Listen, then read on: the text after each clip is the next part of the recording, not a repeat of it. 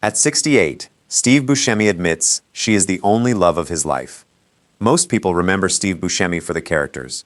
Mr. Pink, Donnie, Nucky Thompson, the guy with the unforgettable face who somehow steals every scene without ever trying to. But the more I looked into his life, the more I realized those famous roles weren't the story that stayed with me. The real story was about one woman and a love that quietly lasted more than 3 decades. Long before Hollywood knew his name, before awards, before red carpets, before anyone called him one of America's greatest character actors, Steve Buscemi met someone who saw him before the rest of the world ever did. And if you ask me, everything that came afterward somehow traces back to that moment. Steve Buscemi was born on December 13, 1957, in Brooklyn, New York. There was nothing glamorous about the neighborhood where he grew up. His father, John, had served in the Korean War before working as a sanitation worker for New York City. His mother, Dorothy, worked long hours as a restaurant hostess. They raised 4 boys, and in the Buscemi household, success wasn't measured by fame. It was measured by having a steady job, bills paid, food on the table. That was enough. When Steve was still a kid, the family moved to Valley Stream on Long Island. It was quieter than Brooklyn, but it also gave him something he didn't realize he'd carry for the rest of his life. The feeling of being an outsider.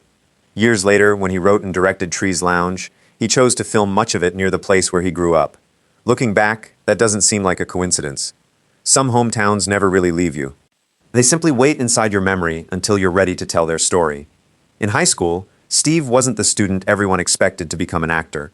He wrestled. He joined the drama club. Those 2 interests couldn't have been more different. One demanded physical toughness. The other required emotional vulnerability. Somehow, both fit him. What also stood out was his sense of humor.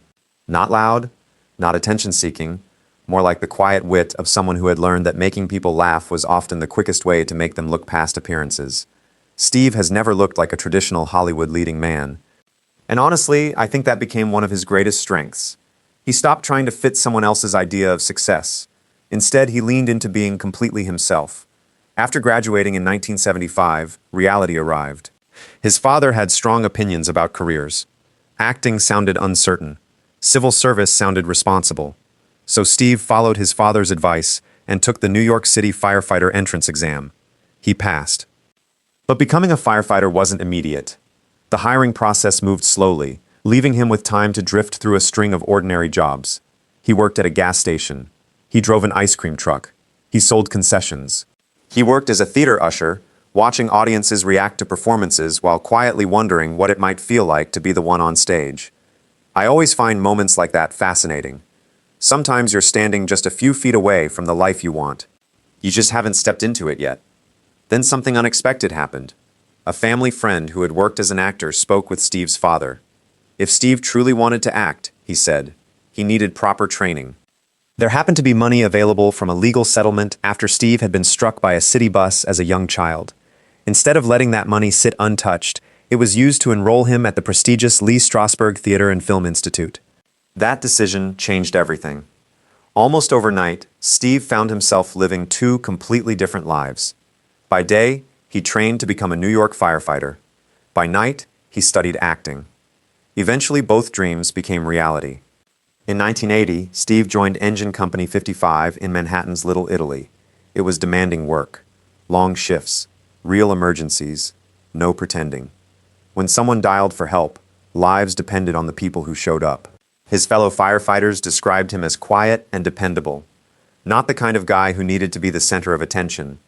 Ironically, when his shift ended, he'd head downtown to tiny comedy clubs where he performed experimental sketches in front of strangers. Imagine explaining that schedule. One day you're climbing into a burning building. The next you're telling jokes in a basement club. It's almost impossible to picture. Yet somehow, that was Steve Buscemi's life.